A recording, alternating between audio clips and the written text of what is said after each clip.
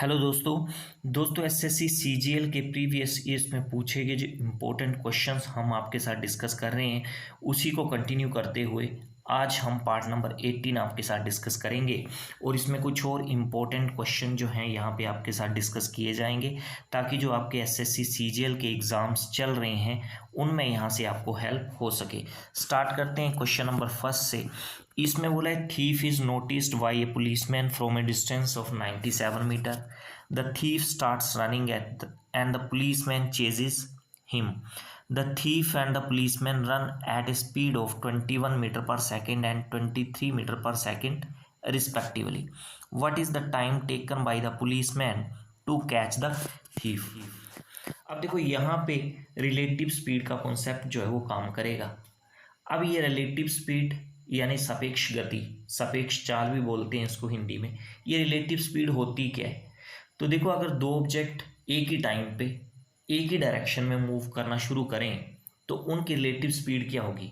उनकी relative speed होगी उन दोनों की जो अलग अलग स्पीड है ना उनका डिफरेंस।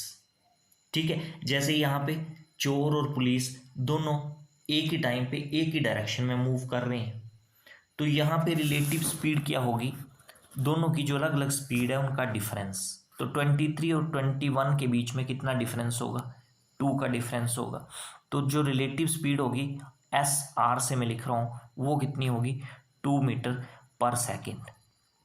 ठीक है, और इसके अपोजिट अगर हम बात करें तो अगर दो ऑब्जेक्ट एक ही टाइम पे एक दूसरे के अपोजिट अगर मूव कर रहे हों तो उनकी जो रिलेटिव स्पीड होगी वो उन दोनों की जो अलग अलग स्पीड है ना उनका सम होगी। ठीक है, तो ये दोनों चीज़ें आपको याद रखनी है। ठीक है, तो रिलेटिव स्पीड यहाँ पे हमारी कितनी आ गई? 2 मीटर पर सेकेंड आ गई। डिस्टेंस आपको कितना दे रखा है? 97 मीटर का डिस्टेंस दे रखा है। आपको निकालना क्या है? टाइम निकालना आपको कि पुलिस वाला चोर को पकड़ने में कितना टाइम लेगा। तो टाइम का फॉर्मूला डिस्टेंस अपॉन स्पीड। तो डिस्टेंस 97 मीटर का, स्पीड ये रिलेटिव स्पीड आ जाएगी 2 मीटर पर सेकेंड। तो डिवाइड करोगे कितना आएगा? 48.5 सेकेंड आ जाएगा। तो इतना टाइम लगेगा पुलिस वाले को चोर को पकड़ने के लिए। तो क्वेश्चन नंबर फर्स्ट का ऑप्शन डी सही हो गया। क्वेश्चन नंबर सेकंड में बोला है a person sold an article at a loss of 18%। Had he sold it at ₹960 more he would have gain 12%। If the article is sold at ₹3,840 then how much is the profit percentage. अब एक person क्या कर रहा है? एक article को 18% के loss पे बेच रहा है। तो बोलता है कि यदि वो 960 रुपये ज़्यादा में बेचे ना तो उसको 12% का गेन हो जाए। तो बोलता है यदि वो आर्टिकल को 3,840 रुपये में बेच रहा है तो उसका प्रॉफिट परसेंटेज आपको फाइंड आउट करना है यहाँ पे। तो देखो पहले उसको लॉस परसेंट कितना हो रहा है? तो लॉस परसेंटेज है उसका 18%। 18% को लिख सकते हो आप 18/100। 2 से काटोगे तो कितना आ जाएगा? ये 9/50 आ जाएगा। तो ये कॉस्ट प्राइस की रेशो कितनी आ गई आपकी? 50 आ गई। अच्छा, ये 50 जो है वो कॉस्ट प्राइस की रेशो क्यों होती है? क्योंकि देखो लॉस परसेंटेज का फॉर्मूला क्या होता है आपका? Loss divide by cost price into 100। तो डिनोमिनेटर में क्या आता है? फॉर्मूले में कॉस्ट प्राइस आता है, इसलिए ये 50 जो है डिनोमिनेटर में ये कॉस्ट प्राइस की रेशो होती है। ठीक है ना। अब सेलिंग प्राइस कितना होगा? देखो ये 9 जो है न्यूमरेटर में ये क्या है आपका? लॉस। तो कॉस्ट प्राइस की रेशो अगर 50 है, 9 का लॉस हो रहा है तो सेलिंग प्राइस कितना आएगा? 50 - 9 41 आ जाएगा आपका सेलिंग प्राइस। आगे बोलता है अगर वो आर्टिकल को 960 रुपये ज़्यादा में बेचे तो उसको 12% का प्रॉफिट हो जाए। तो अब प्रॉफिट उसको चाहिए कितना? 12% का। 12% का मतलब हो गया आपका 12/100। 2 से यहाँ भी काटोगे तो कितना आ जाएगा? 6/50 आ जाएगा। आगे भी कट जाएगा ये, पर आपको काटना नहीं है क्योंकि डिनोमिनेटर का जो 50 है वो क्या है? कॉस्ट प्राइस की रेशो होगी ना। तो यहाँ भी कॉस्ट प्राइस की रेशो 50 है तो कॉस्ट प्राइस की रेशो तो सेम ही रहेगी। अगर आप इसको आगे काट दोगे तो डिनोमिनेटर आपका 25 बन जाएगा। फिर आपको दोबारा फिर से कॉस्ट प्राइस की रेशो सेम करने के लिए 2 से मल्टीप्लाई करना पड़ेगा, इसलिए आप यहाँ पे 50 ही रहने दो। तो देखो अब आपका कॉस्ट प्राइस की रेशो तो 50 ही बन गई। सेलिंग प्राइस की रेशो क्या बनेगी? क्योंकि अब प्रॉफिट हो रहा है तो न्यूमरेटर में ये 6 है, ये क्या है? प्रॉफिट है। तो कॉस्ट प्राइस की रेशो 56 का प्रॉफिट हो रहा है, तो सेलिंग प्राइस की रेशो क्या बनेगी 50 + 6 56 आ जाएगी। तो आप रेशो में चेक करो, सेलिंग प्राइस कितना बढ़ गया 41 था, कितना हो गया 56 हो गया। तो रेशो में सेलिंग प्राइस कितना बढ़ा 15 बढ़ गया। और एक्चुअल में कितना बढ़ाया था उसने, सेलिंग प्राइस 960 बढ़ाया था। तो इसका मतलब ये 15 रेशो जो है किसके इक्वल हो जाएगा 960 रुपये के इक्वल हो जाएगा। एक रेशो की वैल्यू यहाँ से निकाल लोगे 960 डिवाइडेड बाई 15 आएगी, काटोगे कितना आएगा देखो 15 6 दा कितना होता है 96 बचेगा 60 बनेगा 15 4 दा 60। तो एक रेशो की वैल्यू आएगी 64। आपको कॉस्ट प्राइस निकालना है, तो कॉस्ट प्राइस की रेशो कितनी है 50 है ना, तो एक रेशो की वैल्यू 64 आ गई आपके पास। तो 50 रेशो की वैल्यू कितनी आएगी 64 × 50, तो ये कॉस्ट प्राइस आ जाएगा आपका। तो मल्टीप्लाई करोगे कितना आ जाएगा ये 3200 आ जाएगा ये। तो ये आ जाएगा आपका कॉस्ट प्राइस। आगे क्वेश्चन में बोला है यदि वो आर्टिकल को 3840 में बेचे तो उसको प्रॉफिट परसेंटेज जो है वो कितना होगा। अब देखो कॉस्ट प्राइस तो उसका 3200 है, अब वो 3840 में बेच रहा है तो उसको प्रॉफिट तो होना ही है। कितने का प्रॉफिट होगा उसको 3840 माइनस 3200, तो कितना आएगा माइनस करके 640 आ जाएगा ये। तो इसका तो प्रॉफिट परसेंटेज आपको निकालना है। प्रॉफिट परसेंट का फॉर्मूला क्या होता है प्रॉफिट। अब प्रॉफिट कितने का हो रहा है उसको, तो 640 रुपये का प्रॉफिट हो रहा है, डिवाइड बाई कितना आता है कॉस्ट प्राइस आता है, कॉस्ट प्राइस कितना है 3200 और गुण आ जाएगा 100 आ जाएगा। ठीक है, अब 2 0 से ये 2 0 कैंसिल आउट हो गई, 32 से ये 64 कटेगा 2 आ जाएगा और साथ में 0 लग जाएगी, तो 20% का उसको क्या होगा प्रॉफिट होगा। तो क्वेश्चन नंबर सेकंड का ऑप्शन सी जो है वो सही हो गया। अब देखो क्वेश्चन नंबर थर्ड में क्या उसने बोला है, in triangle L M N the bisectors of angle L and angle N intersect at an angle of 112 degree, what is the measure of angle M. अब देखो एक ट्राइंगल है एल एम एन, तो एक ट्राइंगल बना ली हमने, ये point L ले लिया, ये एम ले लिया और ये एन ले लिया। अब ये एंगल एल आ जाएगा, ये एंगल एम आ जाएगा और ये एंगल एन आ जाएगा। अब एक लाइन एंगल एल को क्या कर रही है बाइसेक्ट कर रही है, दो इक्वल पार्ट्स में डिवाइड कर रही है। इसी तरह से एक दूसरी लाइन है जो एंगल एन को क्या कर रही है बाइसेक्ट कर रही है। और ये दोनों लाइनें मान लो कहाँ पे आपस में मिल रही हैं, पॉइंट ओ यहाँ पे मिल रही हैं ये, ठीक है। और यहाँ पे एंगल कितने डिग्री का बना रही हैं 112 डिग्री का, तो ये एंगल जो है वो कितने का हो जाएगा 112 डिग्री का, ठीक है। अब देखो एंगल एल जो है दो इक्वल पार्ट्स में डिवाइड हो रहा है, तो अगर ये एंगल एक्स माना मैंने तो ये भी एक्स ही होगा। और इसी तरह से एंगल एन भी दो इक्वल पार्ट्स में डिवाइड हो रहा है, तो ये एंगल बाई अगर मान लिया हमने तो ये भी एंगल बाई होगा। क्लियर है। अब ट्राइंगल एल ओ एन में आप चेक करो, एंगल सम प्रॉपर्टी यहाँ पे लगाओ, तो तीनों एंगल का सम कितना होगा 180 डिग्री। तीन एंगल कौन कौन से हैं, एक एक्स है, एक बाई है और एक 112 है, तो इन तीनों का सम 180 डिग्री होगा। तो 112 को आप दूसरी तरफ ले जाओगे तो 180 माइनस 112 आ जाएगा, तो x प्लस वाई की वैल्यू यहाँ से आ जाएगी आपके पास कितनी 68 डिग्री आ जाएगी, ठीक है।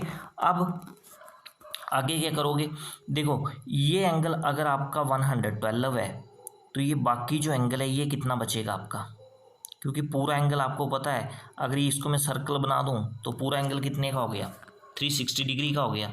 अगर 360 डिग्री में से 112 ये वाला माइनस कर दिया जाए तो बाकी ये वाला एंगल कितने डिग्री का बचेगा 248। तो ये एंगल मिल गया हमें कितने का 248 डिग्री का, ठीक है। अब एल एम एन ओ एक क्वाड्रिलेटरल है और आपको पता है क्वाड्रिलेटरल के चारों एंगल का सम 360 डिग्री होता है। तो चार एंगल कौन कौन से हैं, एक ही एंगल एक्स है, एक ही एंगल बाई है, एक ही एंगल 248 डिग्री का है और एक एंगल एम है जो कि आपको फाइंड आउट करना है। तो एक एंगल एम हो गया, एक एंगल एक्स हो गया, एक एंगल बाई हो गया और एक एंगल हो गया 248 डिग्री का। इन चारों का सम होगा 360 डिग्री। एंगल एम आपको फाइंड आउट करना है, एक्स प्लस वाई अभी निकाली हमने कितना निकाला, इसकी वैल्यू 68 निकाली, तो यहाँ 68 कर दोगे, प्लस हो जाएगा 248 इक्वल टू 360 डिग्री। अब 68 प्लस 248 इनको प्लस करोगे कितना आ जाएगा, ये 316 आ जाएगा, और वो 316 जो है वो दूसरी तरफ चला जाएगा, तो राइट साइड में क्या आएगा, 360 माइनस 316 डिग्री, माइनस करोगे कितना आएगा, 44 डिग्री। तो एंगल एम जो है वो 44 डिग्री हो जाएगा। क्वेश्चन नंबर 3 का ऑप्शन सी जो है वो सही हो जाएगा। अब देखो क्वेश्चन नंबर 4 में उसने बोला है, a boatman can row his boat in still water at a speed of 9 kilometre per hour. He can also row 44 kilometre down stream and 35 kilometre up stream in 9 hours. How much time will he take to row 33 kilometre down stream and 28 kilometre up stream. तो देखो boat की speed still water में कितनी है, 9 kilometre per our, और आपको बोला कि 44 किलोमीटर डाउन स्ट्रीम और 35 किलोमीटर अप स्ट्रीम के लिए टोटल टाइम कितना लग रहा है, 9 आवर्स। तो आपको बताना है कि 33 किलोमीटर डाउन स्ट्रीम और 28 किलोमीटर अप स्ट्रीम के लिए कितना टाइम लगेगा। तो देखो जो हम डाउन स्ट्रीम स्पीड लेते हैं ना, हम एस डी से इसको डिनोट कर रहा हूँ मैं, तो डाउन स्ट्रीम स्पीड क्या लेते हैं हम, यू प्लस वी। यू क्या होता है यहाँ पे, ये बोट की स्पीड होती है स्टिल वाटर में, और वी क्या होता है, ये रेट ऑफ स्ट्रीम होता है, पानी की धारा की गति होती है। तो यू तो आपको 9 दे रखा है, और वी जो है वो आपको दिया नहीं है, ये आप हमें फाइंड आउट करना पड़ेगा। और अप स्ट्रीम स्पीड जो हम लेते हैं वो क्या लेते हैं, यू माइनस वी लेते हैं, क्योंकि पानी के अपोजिट जा रहे हो, तो ये कितनी आ जाएगी, ये 9 माइनस वी आ जाएगी। ठीक है, आगे उसने बोला है कि 44 किलोमीटर डाउन स्ट्रीम और 35 किलोमीटर अप स्ट्रीम के लिए टोटल टाइम कितना लग रहा है, 9 आवर्स लग रहे हैं। तो देखो ये लिख लिया मैंने टी डी, इसका मतलब है time for down stream, plus T U, इसका मतलब टाइम फॉर अप स्ट्रीम, और टोटल टाइम कितना है, 9। अब देखो डाउन स्ट्रीम के लिए कितना टाइम लगेगा, डाउन स्ट्रीम टाइम का फॉर्मूला होता है डिस्टेंस अपॉन स्पीड। तो डाउन स्ट्रीम की डिस्टेंस कितना है, 44, तो 44 अपॉन, और डाउन स्ट्रीम की स्पीड कितनी है, 9 प्लस वी, तो ये टाइम आ गया डाउन स्ट्रीम के लिए, प्लस अप स्ट्रीम के लिए कितना आएगा, तो अप स्ट्रीम का डिस्टेंस कितना है, 35 अपॉन अप स्ट्रीम के लिए स्पीड कितनी है, 9 माइनस वी, और ये किसके इक्वल होगा, 9 के इक्वल होगा। तो एलसीएम लोगे आप लेफ्ट साइड में, तो 9 प्लस वी और 9 माइनस वी, तो ए स्क्वेयर माइनस बी स्क्वेयर, ये फॉर्मूला यहाँ से बन जाएगा। तो डिनोमिनेटर में कितना आ जाएगा, ए का स्क्वेयर यानी 81 माइनस वी का स्क्वेयर, तो ये एज इट इज़ आ जाएगा। और न्यूमिनेटर में क्या आएगा, देखो 44 जो है वो 9 माइनस वी के साथ मल्टीप्लाई होगा, तो 44 को पहले 9 से मल्टीप्लाई करेंगे तो कितना आ जाएगा ये, तो 396 आ जाएगा माइनस 44 बी, तो न्यूमिनेटर में आएगा 396 माइनस 44 वी। और इसी तरह से ये 35 जो है मल्टीप्लाई होगा 9 प्लस वी के साथ, तो 35 पहले 9 के साथ मल्टीप्लाई होगा, तो 35 9 के साथ मल्टीप्लाई होगा तो 315 आएगा, प्लस 35 वी, तो आएगा प्लस का 315 और प्लस 35 वी आ जाएगा ये। ठीक है, और दूसरी तरफ तो 9 ही रहेगा आपका। अब देखो 396 प्लस 315 प्लस करोगे इनको तो कितना आएगा ये, तो ये 711 आ जाएगा ये, माइनस 44 वी प्लस 35 वी, तो ये माइनस का 9 वी आ जाएगा आपके पास। ठीक है, और डिनोमिनेटर में तो 81 माइनस वी का स्क्वायर और इक्वल टू 9 आ जाएगा। अब देखो न्यूमिनेटर से 9 जो है कॉमन आ जाएगा, ब्रैकेट के अंदर कितना बचेगा, 79 आ जाएगा, माइनस वी आ जाएगा upon 81 minus V square equal to 9। ठीक है, ये 9 से ये वाला 9 तो कैंसिल आउट हो जाएगा आपका, 81 माइनस वी स्क्वेयर को दूसरी तरफ ले जाओगे आप राइट साइड में, तो क्या बन जाएगा आपका ये 79 माइनस वी जो है लेफ्ट साइड में बचेगा, और 81 माइनस वी स्क्वेयर ये राइट साइड में आ जाएगा। इसको क्वाड्रेटिक इक्वेशन की फॉर्म में चेंज कर लोगे आप। 81 माइनस वी स्क्वायर को आप लेफ्ट साइड में ले आओगे तो वी स्क्वायर जो है वो प्लस का हो जाएगा और माइनस का वी तो पहले से लेफ्ट साइड में है। 79 माइनस 81 तो माइनस का 2 आएगा इक्वल टू 0। तो ये बन जाएगी क्वाड्रेटिक इक्वेशन। यहाँ पे आप मिडिल टर्म को स्प्लिट करोगे तो स्प्लिट करोगे कितना आएगा, ये माइनस का 2v प्लस का v आ जाएगा और -2 इक्वल टू 0। ठीक है, तो पहली दो टर्म से आपके पास v कॉमन आ गया, अंदर v -2 और अगली दो टर्म से ये प्लस का 1 कॉमन आ गया और v -2 इक्वल टू कितना आ गया, 0 आ गया। तो यहाँ से v -2 जो है फिर से कॉमन आ गया और क्या बचा अंदर, v + 1 इक्वल टू 0। तो यहाँ से v की आपके पास दो वैल्यूज़ आ जाएंगी, एक v की वैल्यू आ जाएगी आपके पास 2 और एक v की वैल्यू आ जाएगी आपके पास -1। तो ये -1 तो आपको लेनी नहीं है, ठीक है, क्योंकि v क्या है आपके पास, ये आपके पास स्पीड ऑफ स्ट्रीम, पानी की धारा की गति है और ये नेगेटिव में तो हो नहीं सकती, इसलिए v की स्पीड कितनी आ जाएगी आपकी 2 आ जाएगी। ठीक है, तो v की वैल्यू जब आप 2 यहाँ पे पुट करोगे तो डाउन स्ट्रीम के लिए स्पीड कितनी आ जाएगी आपकी 11 km/h और अप स्ट्रीम के लिए स्पीड कितनी आ जाएगी 9 - 2 7 km/h। तो आप टाइम निकाल सकते हो। तो देखो टाइम आपको निकालना है 33 किलोमीटर डाउन स्ट्रीम और 28 किलोमीटर अप स्ट्रीम के लिए। तो टोटल टाइम जब आपको निकालना है वो कैसे निकलेगा, टाइम का फॉर्मूला डिस्टेंस अपॉन स्पीड। तो सबसे पहले डाउन स्ट्रीम के लिए निकलेगा, तो डाउन स्ट्रीम का डिस्टेंस 33 बोला है और डाउन स्ट्रीम की स्पीड कितनी है, ये 11 है। ठीक है, तो 33/11 हो जाएगा, प्लस अप स्ट्रीम के लिए डिस्टेंस कितना आपको कवर करना है 28 किलोमीटर का और अप स्ट्रीम के लिए स्पीड कितनी है 7, तो 28/7 ये आ जाएगी 28/7। तो यहाँ से 3 आ गई और ये 4 आ गई, तो टोटल कितना टाइम लगा ये 7 आवर्स। तो टोटल 7 आवर्स लगेंगे। क्वेश्चन नंबर 4 का ऑप्शन ए जो है वो सही हो जाएगा। अब क्वेश्चन नंबर 5 में उसने बोला है a kite is attached to a string, find the length of the string when the height of the kite is 90 metre and the string makes an angle of 30 degree with the ground. अब देखो ये A B हमने क्या ले लिया, A B ground आ गया और ground से काइट की जो हाइट है ये मान लो बी सी क्या है, हाइट है, ये हाइट जो है आपको 90 मीटर दे रखी है, तो ये एंगल तो आपका 90 डिग्री ही होगा। ठीक है, और ये ए सी क्या है, यहाँ पे ये स्ट्रिंग है और स्ट्रिंग जो है वो ग्राउंड के साथ कितना एंगल बना रहा है 30 डिग्री का एंगल बना रहा है। आपको निकालना क्या है, find the length of the string. तो लेंथ स्ट्रिंग की एल मान लेते हैं हम।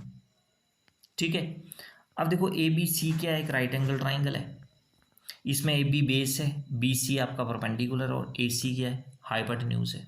तो आपको परपेंडिकुलर भी पता है, आपको हाइपोटेन्यूज निकालना है। तो परपेंडिकुलर और हाइपोटेन्यूज के बीच में क्या रिलेशन होता है, परपेंडिकुलर अपॉन हाइपोटेन्यूज किसके इक्वल होता है साइन, और साइन कितना 30 डिग्री। ठीक है ना, एंगल 30 डिग्री आपको दिया हुआ है। परपेंडिकुलर कौन सी लाइन है बी सी, और बी सी कितना दिया आपको 90 मीटर, और हाइपोटेन्यूज कौन सी लाइन है ए सी है, और ए सी कितना है एल माना हुआ हमने, और साइन 30 की वैल्यू कितनी होती है 1/2 होती है। क्रॉस मल्टीप्लाई करोगे तो एल की वैल्यू कितनी आ जाएगी 180। तो ये 180 मीटर की आएगी आपकी लेंथ ऑफ स्ट्रिंग आ जाएगी, यही आपको फाइंड आउट करनी थी। क्वेश्चन नंबर 5 का ऑप्शन ए जो है वो सही हो जाएगा। ठीक है, तो ये थे आज के लिए क्वेश्चंस। आई होप ये सेशन आपको बेनिफिशियल लगा होगा, तो वीडियो को लाइक और शेयर आप ज़रूर करें, और चैनल पे अगर आप नए हो तो चैनल को सब्सक्राइब भी कर लें। तो आज के लिए फ़िलहाल इतना ही। Thanks for watching it.